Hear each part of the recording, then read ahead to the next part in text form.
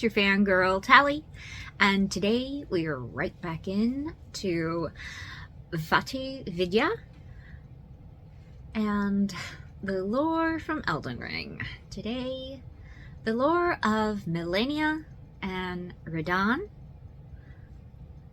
Alright, this is a long one, guys, so wish me luck. I don't know that I'll be able to keep with it, I'm not gonna lie. There's a lot to cover. Okay. The Scarlet Rot is one of the deadliest things in the lands between, for it has no real cure, and famously even the demigods could not stave off its effects. I guess no one told them about preserving boluses, huh? Anyway, what's really interesting about the Scarlet Rot is that it's actually a very old legend, one that predates Melania and all of the horrors found in Caelid. And so, to understand where it all began, we have to go below, to the Lake of Rot, where we can find a few item descriptions that speak of this time. For example, here in the southeastern corner, we can loot a crown of mushrooms that forms this towering headpiece, and it reads, "Long ago, great lords served the Scarlet Rot. Perhaps such fungal bodies served as their crowns." And the rest of this set is made up of the mushroom set, which are considered holy vestments for those enraptured by the Scarlet Rot that root them to the earth. So already we have this hierarchy of mushroom lords that served the Scarlet Rot back then, as well as worshippers who venerated it. And you might think it's strange that these beings might worship or serve a sickness, but the Scarlet Rot is so much more than that, because the Scarlet Rot is no mere disease. No, for proof of that, one only need look at the Crystallion. Crystallion are inorganic beings, and yet they can be afflicted by the rot just like any other. There's even some Crystallions that are infused with rot and can spread it to others as well. Because it's not really just a disease. Instead, the map for the Lake of Rot calls it the divine essence of an outer god, something that was sealed away long ago in this underground world. And if you've been following Elden Ring lore for any length of time, you should be no stranger to the concept of an outer god. They are these indeterminable, abstract beings that impress an order or a will upon the world through their avatars, their servants, and their vessels. And in the case of the Scarlet Rot, its order is one of decay, where beings are put into a progressing state of death, with the intent to achieve this glorious rebirth that will follow that process. The poison armament description tells us this, saying that those who dwell within poison know rot all too well, the death that begets life, that comes to all equally. That is to say, it is the cycle of rebirth put into practice. A great example of this is Miquella's Haligtree, which might be completely dead were it not for the fungal growths that have sprouted upon the tree. And of course we also see this in Caelid, where flowers of the rot are on the very precipice of budding, despite all the decay. Of course, it's debatable whether this type of life is even desirable at all, but you can't argue that it is life, and the agents of the Rot God certainly find it desirable, so they do their utmost to spark this sacred cycle of rebirth in others, infecting them with poison and rot, and putting this cycle of rebirth into practice. On that note, there is one extremely curious item that you can find down in the Grand Cloister, and it's called the Scorpion Stinger. This is a dagger that's glistening with Scarlet Rot, and it's called a ceremonial tool, which I think means that any ceremony that used this dagger would have been a ceremony to stab and infect another being with the Scarlet Rot. It would have been a ceremony of spreading their treasured affliction to others. But what's really interesting about this dagger is that it's fashioned from a great scorpion's tail, and it's also specifically said to have been crafted from the relic of a sealed outer god. And when you consider that phrasing, it makes you realize that it's saying that this dagger was fashioned from a relic of the Rot God, who was also a great scorpion. Yeah. That's what it sounds like it's saying. Anyway, And I mean, so many the Scarlet historical Rot, relics in our history are often the physical remains of deceased saints or holy persons, so the god of Rot might really be, or at least might have manifested as, a great scorpion. So, I guess this scorpion stinger is kind of like the eye of the fell god, or the three fingers of frenzy, or the whole winged theme that death has going on. It's a small remaining hint at the visual identity of these ephemeral outer gods that is intended to stimulate the imagination, even if we never truly find out what these outer gods look like. And whatever Rot truly is, it and its Scarlet Rot essence was eventually conquered, or sealed at least. This was done by a legendary figure known as the Blind Swordsman. As the story goes, the Blind Swordsman was favored by a fairy called the Dancer in Blue. The fairy bestowed upon them a flowing curved sword, which was patterned after flowing water, and with this sword the Blind Swordsman sealed away an ancient god, a god that was Rot itself.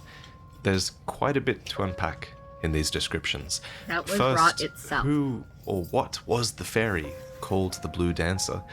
Well, I think that the warrior's blue cloth set gives us a clue. It reveals that the blue color of its fabric symbolizes brisk waters, and the cloth doll that represents the Blue Dancer is styled to look just like water. The description goes on to say that just as still waters turn foul, stagnation leads to decay, so warriors must remain ever drifting. It's essentially saying that flowing water is the very antithesis to Rot, which thrives in stagnant water. And I think, and this is just speculation, but I think that the Blue Fairy might essentially be a sort of river spirit. If you've ever seen Hayao Miyazaki's Spirited Away, then you might know what type of being I'm talking about. In that movie, just quickly, a stinking sludge monster comes to the bathhouse, where it is eventually revealed that it's actually a river spirit. Do you know Editor Hubby has... river was bogged down and... Hang on. I am going to throw him to the wolves right here, right now, fan geeks. Editor Hubby has never seen The Sandlot. That's right. That's right, guys.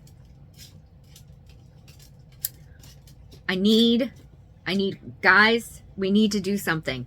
It's a tragedy. It's a travesty. Something must be done. All right, let's get back to this. Corrupted by pollution, but once his waters are unblocked, the river spirit is restored. And Elden Ring, by comparison, does also have two legendary rivers called the Shifra and the Ainzel, which just so happened to flow underground next to and around the Scarlet Rot that was eventually sealed all that time ago. So I don't think that it's a stretch to think that the Blue Fairy might have occupied or might have been a supernatural extension of those underground rivers. I think it's a fun theory, and I think it helps to explain the Blue Fairy's relationship with water and why it might be a natural enemy of the Rot God. So, the Blue Fairy gave the Blind Swordsman a flowing sword, and he fought with the power of flowing water to seal away the Rot God. But what's unclear here is how exactly the Scarlet Rot God was sealed away by the Blind Swordsman. Did he, sword in hand, battle a great scorpion boss in one-on-one combat and just seal its essence away?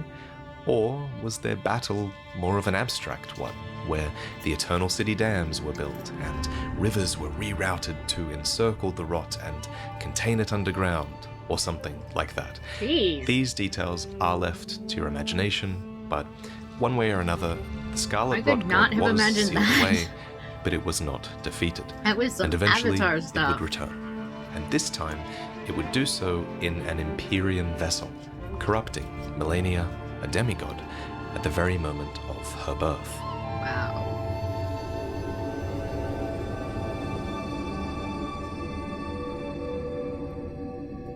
Like her brother Mikola, Malenia was born an Empyrean. Empyrean meaning she was essentially a valid candidate to replace Queen Marika as a god, and as such it seems she was a ripe candidate for an outer god's meddling.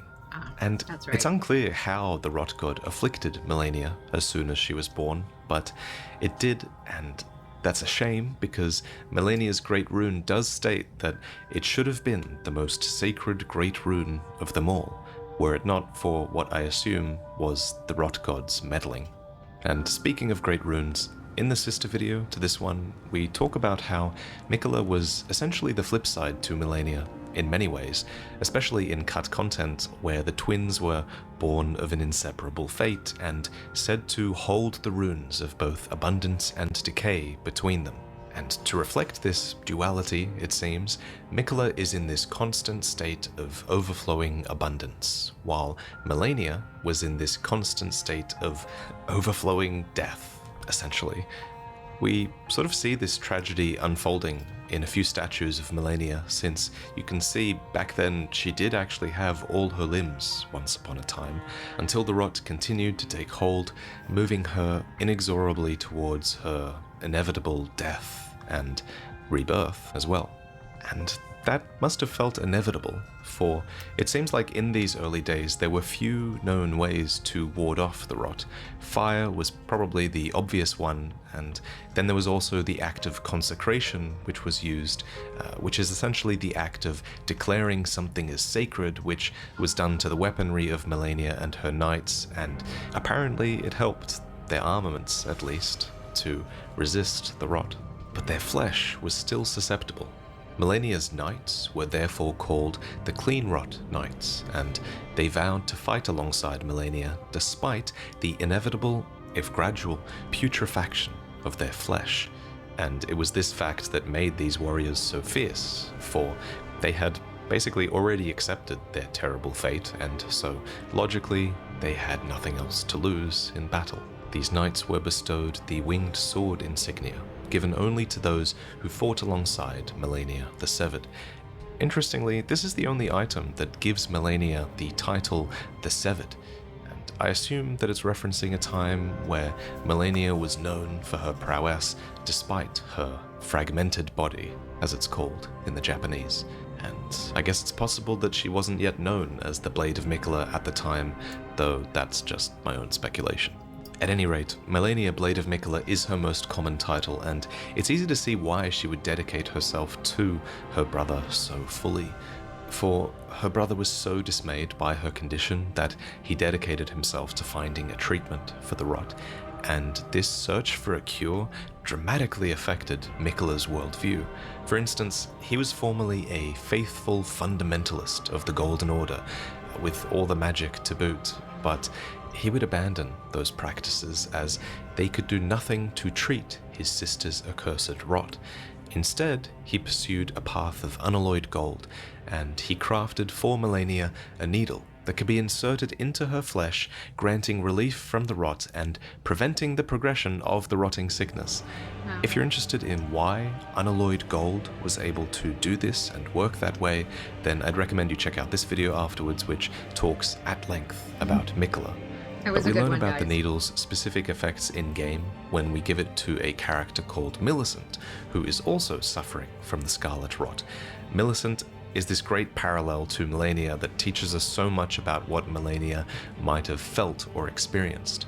So Millicent too has lost a limb, and she is also losing her memories, and when we find her she is unable to even move. But as soon as we give her the needle, she's able to function and fight once more. Therefore, it's fair to assume that similar benefits were conferred upon Malenia when her brother gave her the needle. It's also worth noting that the multiple needles that we find in-game, they aren't finished. Even the final version of this needle can only be used in the storm beyond time at Farum Azula, where it allows you to cheat fate, essentially. And that makes sense here, because you're outside of time in this place, so maybe you can prevent these afflictions from the outer gods before they even happen. So perhaps if Miquella had been able to imbue his needle with some time warping capabilities, he could have eventually undone the effects of the rot god entirely, but again, the needle was unfortunately never finished. The needle isn't all that Miquella created with unalloyed gold. He also crafted for his sister a prosthetic arm, leg, helmet and armor of unalloyed gold, which, again, like Millicent, surely allowed her to overcome her one-armed shortcoming and reach for newer heights as a fighter. So Malenia's prospects were already looking up, but things didn't end there. for Malenia would go on to meet a man who would become her mentor, and he would give her this final, invaluable tool that could be employed against the Scarlet Rot. We see their meeting play out on this image of the prosthesis wearer heirloom, which depicts a scene from a heroic tale. You can even see Malenia's prosthetic arm and leg in this image if you look closely, which is why I assume that this meeting took place after Miquella's intervention with all of the unalloyed gold prosthetics. So her mentor was, as you might have guessed, the Blind Swordsman, the freaking man artifacts, who first guys. sealed away the Rot all those years ago, the very same. And after encountering her mentor and his flowing blade, she gained wings of unparalleled strength. This meeting says a lot about the Blind Swordsman. He must have known that Malenia was basically inhabited by his ancient enemy, and yet he doesn't attempt to kill her here. Instead, he takes her under his wing and teaches her the techniques that he himself once used to curtail the Rot in the first place. It's a pretty wise thing to do, and perhaps we shouldn't expect any less from someone who was able to defeat an outer god in the first place. So this is why the skill on Malenia's blade is called the Waterfowl Dance. This is why Malenia recovers health by attacking during her boss fight. By moving relentlessly, like flowing water, the damage of the Rot was offset, and Malenia was able to achieve unparalleled strength and to maintain her pride. But it was that same pride that she would abandon in her fight with Radahn.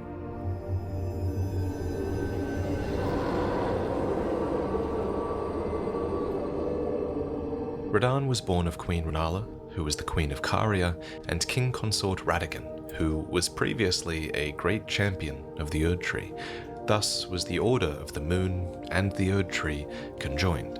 And while Radahn was a true Carian, and certainly proficient in the art of sorcery, we can see in his character an inclination towards another path, an aspiration to be like Godfrey, for example, who was the first Elden Lord, and also his father Radahn, who would become the second Elden Lord. Caria was, after all, a largely matriarchal society, meaning that power was passed down to the princesses in the family. So perhaps it's no surprise that Radahn was not as motivated by his Carian heritage compared to his sister Rani, for instance. So Radahn's set was decorated with a golden lion that symbolized Godfrey and his beast regent, and it states that from his youngest years, Radahn was naturally captivated by the Lord of the Battlefield. Then his golden helmet was designed with his flaming red hair in mind, which Radahn inherited from his father, drawing attention to the fact that he was fond of the heroic implications of being Radagon's son.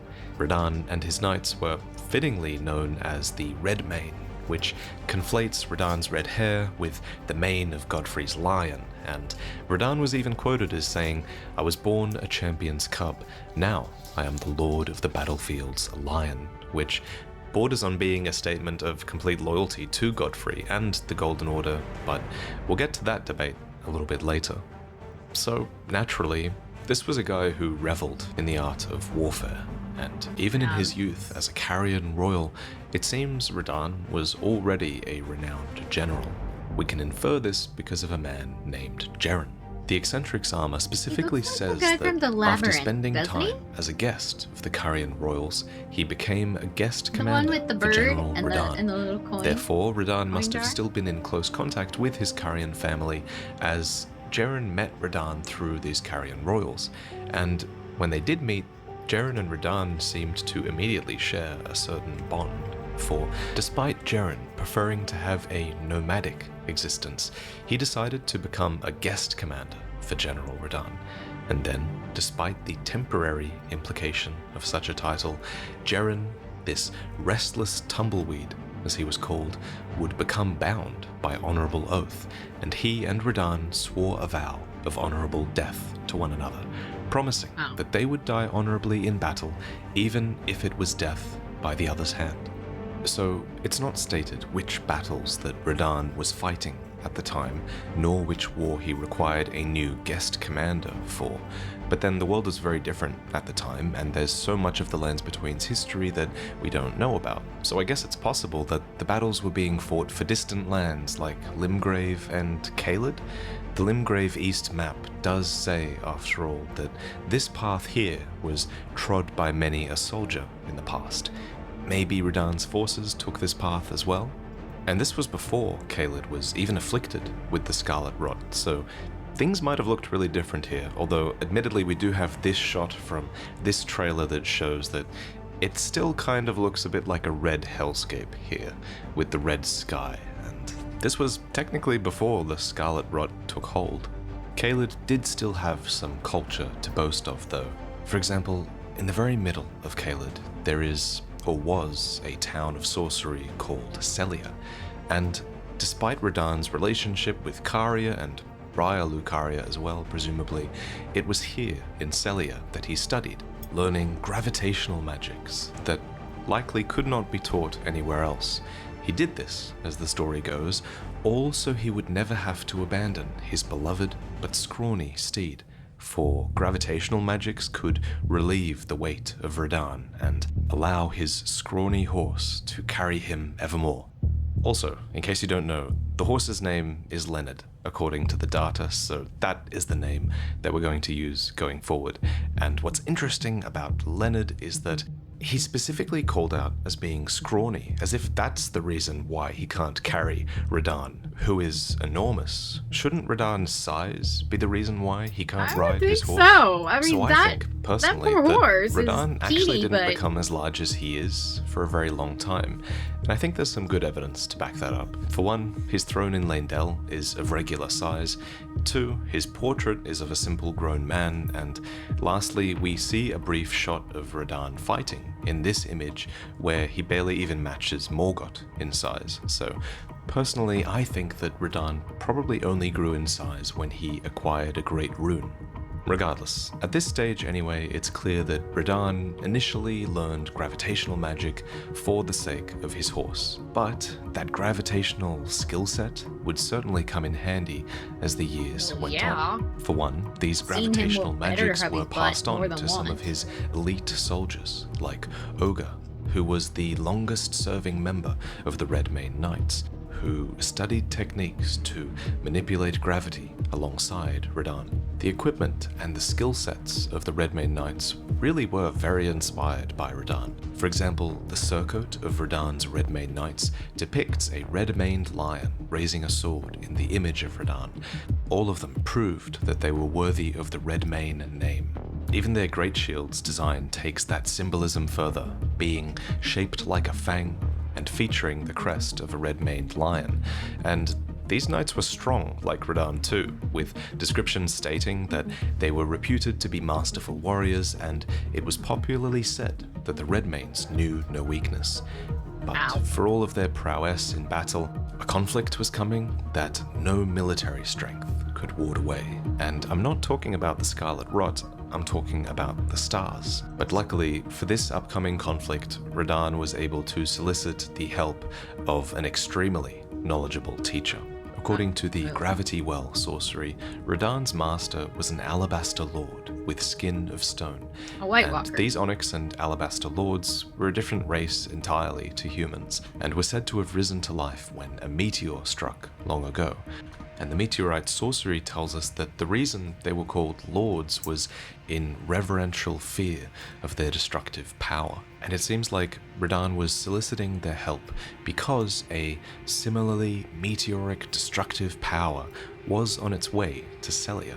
So earlier we established that he explicitly did learn gravitational magic so that he could ride his horse, but the Collapsing Stars sorcery also explicitly says that he learned gravitational techniques so that he could challenge the stars, which I think suggests that there were two distinct periods of learning here for Radahn. Learning for the sake of his horse, and then learning for the sake of keeping Celia safe. And there's also quite a bit of evidence that suggests that Radahn's actions here were in defense. For example, the sword gravestone in Caelid specifically tells us that Radahn held Celia secure. The Starscourge heirloom tells us that Radahn confronted the falling stars. as if they were the aggressors. Finally, this event was also called the Starscourge Conflict, suggesting that there was a clash of some kind here, like a back and forth, if you will. So Radahn seemed to anticipate that this event was coming, but I guess that isn't so strange when you consider that Radahn was of Carian lineage, who were renowned for reading fate in the stars. So I would think that anticipating a starfall would be pretty straightforward for them, and I think it would make sense that Radahn would want to intervene if it was headed for Celia, which is where he learned his magic from in the first place. On the fact that there's a giant Radahn skull took defensive there measures. in the rock? And I guess you might argue that he even went a bit overboard, for he didn't just defend Celia from the falling stars, he actually sealed the stars' movements completely. So after Radahn challenged the stars, the fate in the night sky was said to be no more. And this manifests quite literally in Rani's questline, for example, where Radahn has to be killed so that the stars can be unfrozen, so that one of them can literally smash into Limgrave and open a path to Nokron. If not for Radahn, I feel like a star would have smashed through Celia instead, and opened a path to Nokron that way all those years ago. The eternal city of Nokron is said, after all, to sleep below Celia, so Radahn really might have intervened here at the very last moment. Since a star is released and hits Limgrave as soon as you kill Radahn, though I'll admit that it is a bit strange that that star hits Limgrave and not Celia, which he was said to defend. I wonder why. That is a little Anyway, weird. there's one more thing I want to talk about here, and it's that you could also make the argument that Radahn might have intervened at Celia and frozen the stars on behalf of the Golden Order. After all, the telescope item description literally says that the fate once writ in the night skies was fettered by the Golden Order, and Radahn was a fanboy of Radahn and Godfrey, who were two proponents of the Golden Order, so A fanboy? it's definitely possible that Nice. he did this on the Golden Order's behalf. Personally, though, I think that both things can be true. I think that Radahn was clearly motivated to defend Celia from Starfall, and I think that the Golden Order did stand to benefit from one of its vassals achieving such a feat. Radahn, and most of the demigods at that stage, for that matter, were technically on the side of Marika's Golden Order. So I guess technically Radahn was aligned with the Golden Order and could have fettered the stars on their behalf. Wow. Technically. But the impression that I get from Radahn is that he has no real loyalty to anyone other than himself and his men. This is my speculation, but I think this because he's not really hated by anyone in the current age or anyone in game. Even his brother Rykard has his picture up on the wall, and Rykard famously hated anything to do with the Golden Order. So while I think Radahn served the intent of the Golden Order, I don't think he was beholden to it, especially not in the later years, when the Elden Ring was shattered. Because remember this cutscene with Morgoth? Willful traitors. All. Morgoth labels all of the demigods as traitors to the Golden Order, including Radahn, who we do see in a clash with Morgoth, suggesting that he might have abandoned his loyalty to Order and marched on Leyndell after the shattering. For Radahn, like his demigod kin, had claimed a great rune, and it's easy to assume that a warmonger like him would have had great ambitions for power, and might have even aspired to become Elden Lord. And it's around this time, when the demigods were clashing, that Malenia enters the picture once more. Because Malenia, Blade of Miquella, was marching towards Caelid, past Godric in Limgrave, and towards Radahn.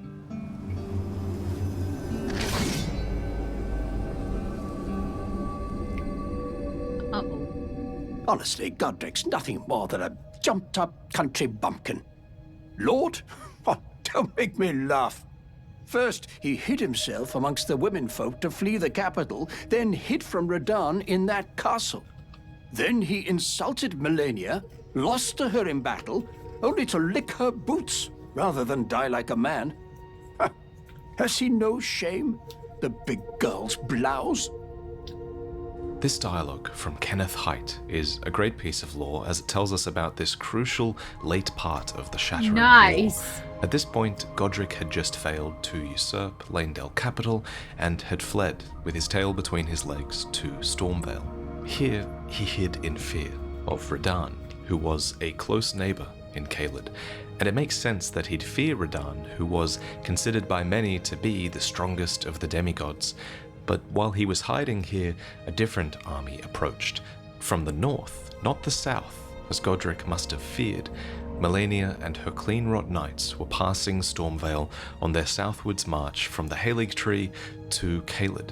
And this event, this passing, is marked at the Aeonia Highway sword gravestones, which state, "Nothing will hinder the wings of the blade of Miquella and the Clean Rot knights." Ow. These gravestones tend to mark points of battle, and Kenneth does state that Godric insulted Malenia and lost to her in battle, so I assume this is where that happened.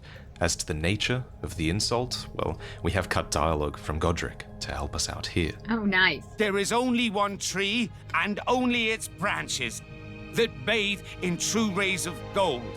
Not the fool-omened king, nor the rank malformed twins. So Godric considered Miquella and Malenia rank and malformed, so I assume the insult was along those lines, which was not smart on Godric's part. Malenia must have messed him up, but tellingly, she did not kill him. And that's a curious detail, because this was the Shattering War. We're supposed to believe that all of the demigods were fighting for power, but if Malenia was seeking power here and looking for others' great runes to acquire in order to restore the Elden Ring and live up to Miquella or her own Empyrean promise, then you'd think that she would have killed Godric, that she wouldn't have shown him mercy. But instead, she lets him live. So, to me, that suggests that Malenia might not have been on this southward march to take power. Because if she didn't claim Godric's great rune, then she probably wasn't here for Radahn's either. Yeah. So, why then? Why did Malenia come full force towards Radahn on this southward march? I feel like there are 3 options. 4 if you count the theory that Malenia might have chased down Radahn in order to get control of the Elden Ring, but as I've just explained, I feel like that's unlikely. Option 2, although it's still unlikely in my opinion, is that Malenia might have sought out Radahn simply for the sake of fighting him. He was, after all, widely considered the mightiest of the demigods, as was Malenia in many cases, so it's not ridiculous to think that both of them might have fought simply for the sake of pitting their strength against one another, but that's a pretty unsatisfactory answer, in my opinion. Option 3, I Does feel, make sense, could though. be because seen plenty of Malenia was people who looking for her always brother. just At fight this to point, fight. Miquella could have already been That's what stolen they away do. by Mohg, so perhaps she was simply looking for him. She pretty intentionally makes a beeline towards the south and towards Caelid, and Mohg's palace is essentially underneath Celia and underneath the area where Radahn and Malenia fought, so I guess it's possible that Malenia had some intel leading her here in a search for Miquella, but again, this is only speculation. But my favorite theory, theory though. is the 4th one, which is that Malenia, and by extension Miquella, may have wanted Radahn dead for the same reason that Rani eventually does, so that the stars could resume their movement, bringing certain fates back into play. And you might be asking, but why would Miquella want the stars to resume their movement? Well, perhaps Miquella's own fate was locked in stasis. We do find a demigod's amber starlight shard in Miquella's hideaway, after all, and I feel like it should be concerning that his fate might have fallen like this. But the best answer, I think, is that Miquella wanted the stars back in motion so that the moon could properly eclipse the sun. This was a ritual that Miquella seemed to believe would revive Godwyn the Golden, his brother, and we talk about this a lot more in this video, and I can definitely see how the stars being in stasis would prevent the moon from eclipsing the sun, so I really like this answer. But I'd love to hear your theories. Surely there's more than just these 4 options. But in the end, there's only really one answer that I'm confident in, and it's that we can't confidently say for sure why Malenia fought Radahn. Not yet, anyway. But whatever the reason, it must have been a good one, because it was during this battle that Malenia sacrificed everything. Everything. Wow. Okay, wow. There is something I must return to Malenia. The will that was once her own. The dignity. The sense of self that allowed her to resist the call of the Scarlet Rot, the pride she abandoned, to meet Radahn's measure. In Elden Ring's story trailers, we see this legendary fight play out. Cleanrot Knights finally arrive with Malenia, facing off against the Redmane Knights, and manage to plunge a ton of spears into Radahn during their clash. You can actually see these spears still sticking out of his back to this day. Then Malenia and Radahn appear to be the only two left standing. Malenia sacrifices her prosthetic arm to get close to Radahn, grabbing her blade and plunging it into both of them, giving us a close-up view of the two characters. Here, Radahn looks monstrous, which I theorize could again be because he's tainted with the madness of a great rune, though that is just speculation. And we can also see Malenia's lips moving here, muttering some final words, or perhaps the incantation for the Scarlet Aeonia, which envelops herself and Radahn, putting an end to their fight. In this video's first chapter, we talked extensively about Malenia's battle against the Scarlet Rot within her, but in this moment, she seems to lose that fight, maybe intentionally, and she allows the Scarlet Rot to take hold. Millicent, who is a great parallel to Malenia, says that this is when she sacrificed her dignity, her sense of self, her will, and her pride. Malenia did all of this just so that she could meet Radahn's measure. Thus did the Scarlet Rot explode outwards, infecting Radahn and the very land itself, as their battle came to a horrific standstill. In the end, neither party was in a state to continue fighting, so technically Malenia didn't lose, so she was technically still undefeated. Few survived the Battle of Aeonia, Oh but my one god, who guys, did was that's the Cleanrot Knight insane. Finlay, who, in an unimaginable act of heroism, carried the slumbering form of Malenia all the way back to the Halig Tree. They managed this alone, fending off all manner of foes along the way. But back at the center of Caelid, Malenia's scarlet bloom remained. A nearby phantom's dialogue reads, "Sublime, I tell you. The very first flower of Aeonia bloomed on this very spot. Malenia, may you blossom into a goddess." In the present day, Caelid features at its center a giant tree that spirals in a similar manner to Malenia's first scarlet bloom, so it probably is the same scarlet bloom. As the Phantom says, this was the very first flower of Aeonia, and the beginning of the Scarlet Swamp in this land. And at the very center of that is another curious thing. There's a boss called Commander O'Neill, who carries the Commander's Standard, which reads, "Even after his lord was fled, Commander O'Neill continued to brandish this flag in the devastation of the rot-eaten field of battle, the sole veteran who remembers this battle with pride." And it's hard for me to say exactly whose side O'Neill would have been on. He summons the spirits of exiled soldiers, who themselves have no real affiliation to speak of, though I will say that you can summon one of Millicent's sisters to help you in the fight against O'Neill, which might suggest that he's opposed to the idea of rot and that he might have fought for Radahn, although I feel like you could go both ways on this, because the Commander's Standard says that his lord was fled, and both Malenia and Radahn fled this battle. Anyway, when you defeat O'Neill by luring him into the guises of Scarlet Rot because it's funny, he doesn't just drop the Commander's Standard, he also drops an heirloom of the Battle of Aeonia, a broken needle of unalloyed gold that was once buried within Malenia's own flesh, repelling her Scarlet Rot until it snapped. A really interesting question here, considering the needle is broken, is whether Malenia snapped the needle intentionally when she plunged her blade into herself and Radahn. Perhaps she knew that it would cause the rot within her to flare up worse than ever if the needle was broken, and allow her to defeat Radahn. Millicent does explain that the explosion of rot in her is worse after she takes out the needle. almost as if it's been building up inside them all this time. I paused to even tell you, but I took out the needle myself. The Scarlet Rot writhes now, worse than ever. So it's pretty clear that this is where the final moments of the battle took place, and we even find Clean Rot Knights able to rise outside when you're near, even now. But then we don't find Radahn anywhere near here. Instead, we find him closer to his former home at Redmane Castle. In a nearby catacomb, the spirits of the war dead actually continue to clash, refusing to surrender, even in death. And outside, Radahn is exactly the same way. And while witless, he's still alive, even managing to keep the stars in stasis, even now, for he's still in possession of his great rune, which itself started to burn to resist the encroachment of the Scarlet Rot. Wow. His feet have rotten off, the spears of Clean Rot Knights remain in his flesh, but he fights on, simply using those spears in his back as arrows to fight off anyone who threatens him, refusing to give up and die in anything but an honorable death.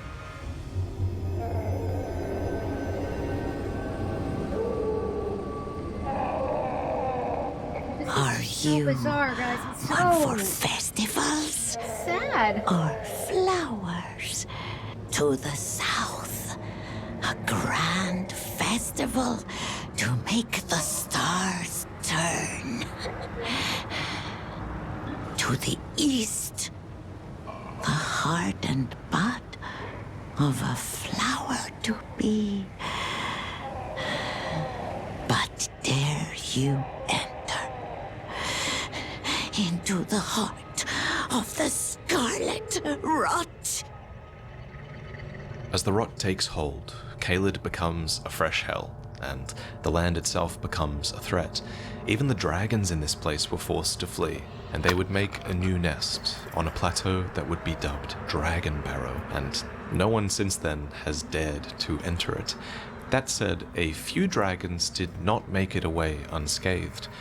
The dragon Exekis succumbed to the Scarlet Rot, though he did not forget his hatred, and sadly, Grail, the mother of all dragons, who dwarfs them all as well, can be found on death's door surrounded by her children and completely blighted by the Scarlet Rot. Kind of sad. Thanks for the 50k runes though.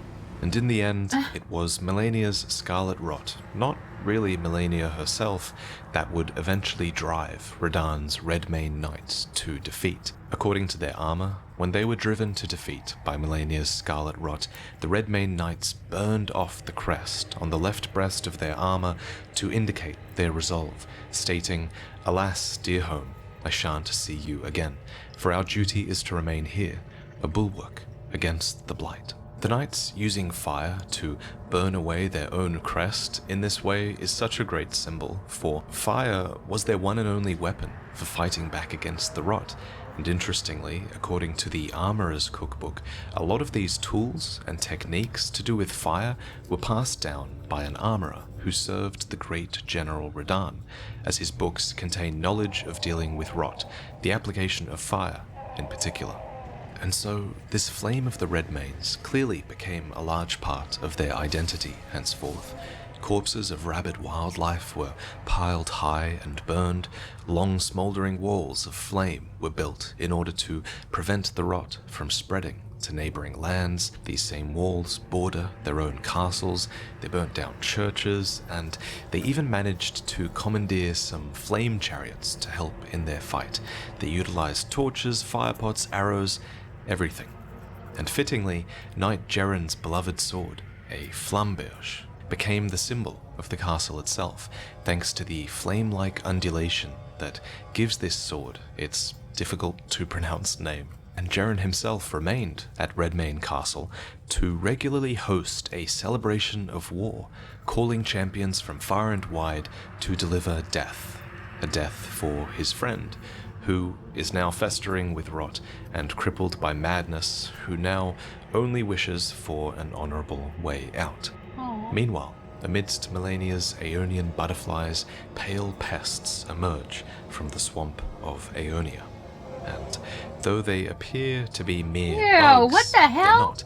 These creatures are intelligent, with a quote-unquote keen intellect Oh that my God, allows it them looks to like a craft human uncanny centipede or weaponry something. What from the sharpened frack? shell. They can incant spells as well, and they can even tame wild beasts. That said, they are ultimately creatures of worship, and Gowry actually calls them witless, which admittedly does contrast with them being described as intelligent in this item description. Regardless, the pests are also called the abandoned children of the goddess and servants of the goddess of Rot, who have been forsaken. And it's not hard to see why. Not only was Malenia carried far away at the very moment of her bloom when these pests allegedly emerged, but she resents and resists the Scarlet Rot inside her unless she's pushed to the absolute brink. So, of course, these pests are abandoned in that sense as well. And who wouldn't hate them, honestly? Is there anything more annoying than this bloody attack? Nevertheless, the pests persist. They even have a quotable line of dialogue in the Kindred of Rot's exaltation talisman, which reads, "Rot for the Scarlet Goddess. O scarlet blossoms, flourish in distant lands, and return to us the unwanted children." Which brings us to the phrase, scarlet blossoms. This might not be talking about literal flower buds of the Scarlet Rot, but instead I think it's talking about actual people. I think it's talking about these 5 sisters. I think these are the Scarlet Blossoms. They are Pollyanna, Maureen, Amy, Mary, and Millicent. The girl, Millicent, she is a bud. Green and undeveloped, waiting to flower into magnificence. What a wondrous day that will be.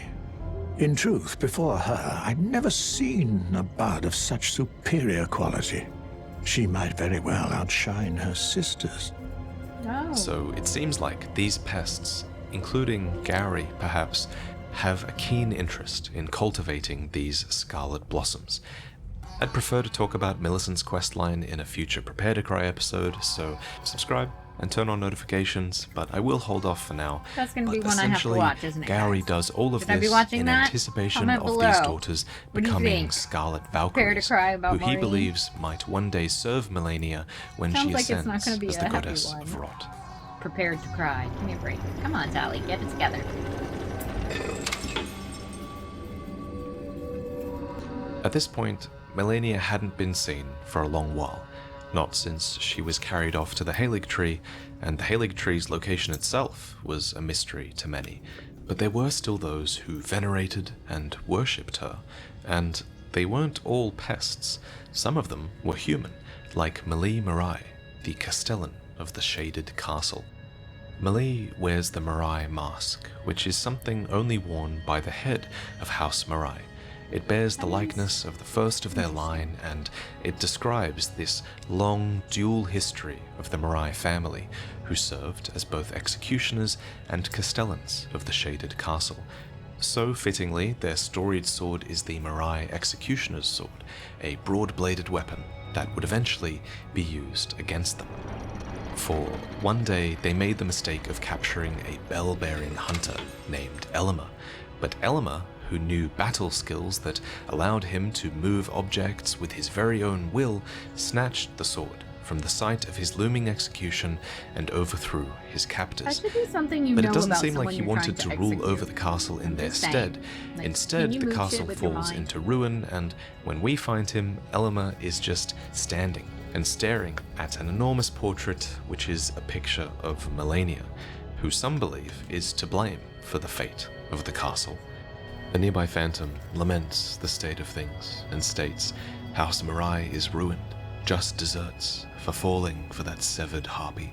No surprise that guilty cretin took the castle and our storied sword." In the outskirts of the castle, you can actually find and fight Malie Marai, the former castellan of the castle who has now been ousted. He wields the ant spur rapier, which is a weapon that evokes the scorpion dagger that we mentioned at the start of the video, as it's also a blade fashioned from a chitinous creature. In this case, it's the spur of a giant ant. Fittingly then, its description reminds us that Scarlet Rot is an old legend. and goes on to state that Malenia of the Shaded Castle was a private believer in the Scarlet Rot, and indeed, he eventually found his own personal goddess. The Mirai robe explains why he was so enamored with her, stating that the sons of House Mirai are all sickly born, and so Mirai was beguiled by the beautiful and fierce goddess who was born into Rot. Malenia was, after all, a powerful and fierce figure in spite of her affliction, so it's easy to see why Mirai looked up to her. Though I guess it's possible that he took this veneration too far, as the castle is found sinking into a poison swamp, and the throne room is filled with prosthetics which mirror Malenia's own. Indeed, it's possible that he even found Malenia's very own prosthetic, as you can loot the Valkyrie's prosthesis here, which reads, "Golden prosthesis once used by the one-armed Valkyrie, a masterwork of craftsmanship. With practice and skill, it can be used as proficiently as a real arm." When Mirai, Lord of the Shaded Castle, embraced this prosthesis, he claimed to feel the presence of his personal goddess. Now, I'm not really sure if this is Malenia's actual prosthesis or not. I feel like you could make debates for and against that, but regardless, it drives home just how much of a fanboy this guy was. Yeah, seriously. But in the end, the castle is not much more now than just a home for some surviving Clean Rot knights who would understandably feel at home in such a place. And I guess they have nowhere else to go, as Malenia slumbers back at the Halig Tree, where she does very little else until you arrive and trigger what I think is her second transformation.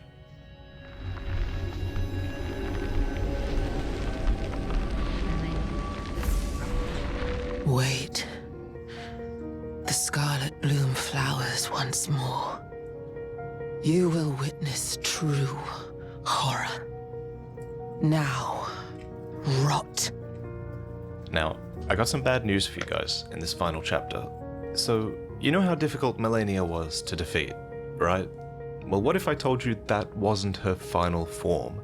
It might not be, for the Scarlet Aeonia description reads, "Each time the scarlet flower blooms, Malenia's rot advances, and with the third bloom, she will become a true goddess."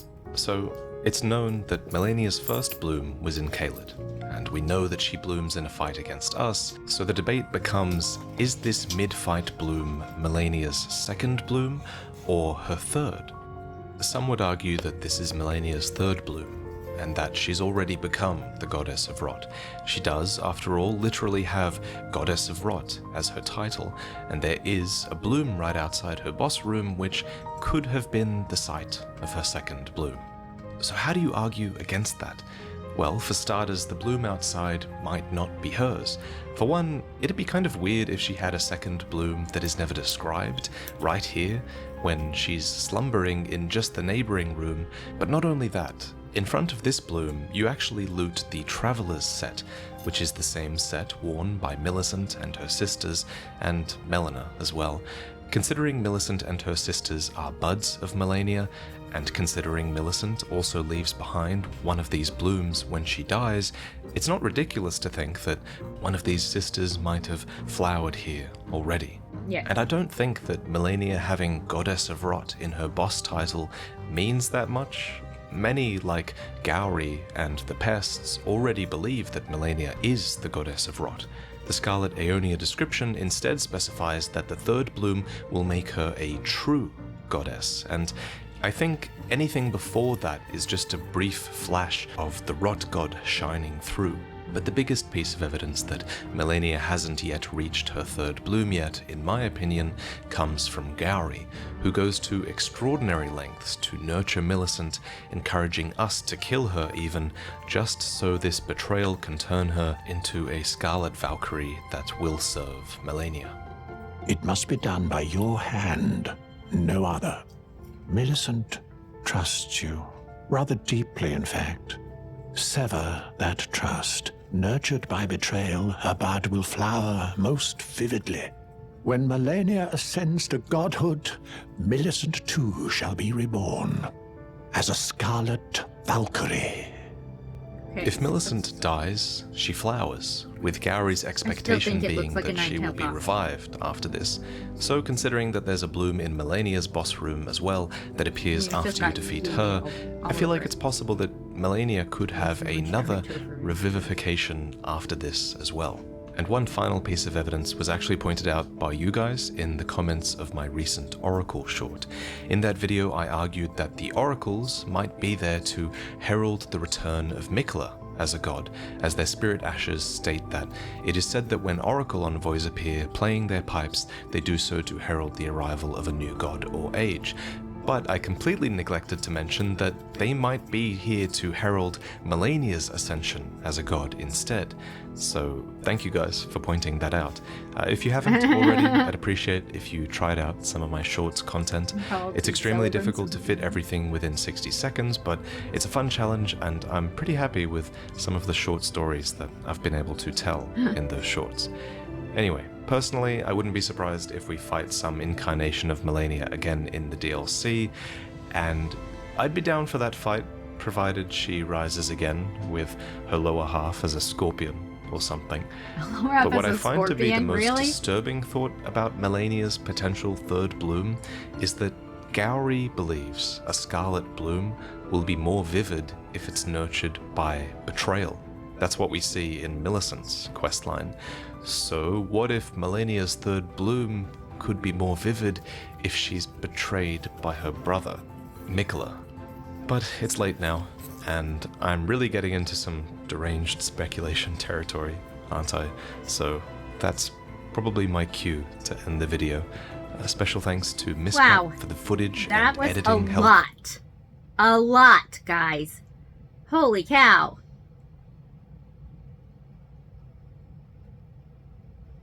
I can't imagine. I mean, I try and put myself in her place a little bit because I've been sick off and on for the last, 15 years. And editor hubby's had to put up with some crazy, crazy stuff, but to be born into that kind of a health situation, and that's just your life. This is what you were meant to do. This is who you are. That's what your life is going to be.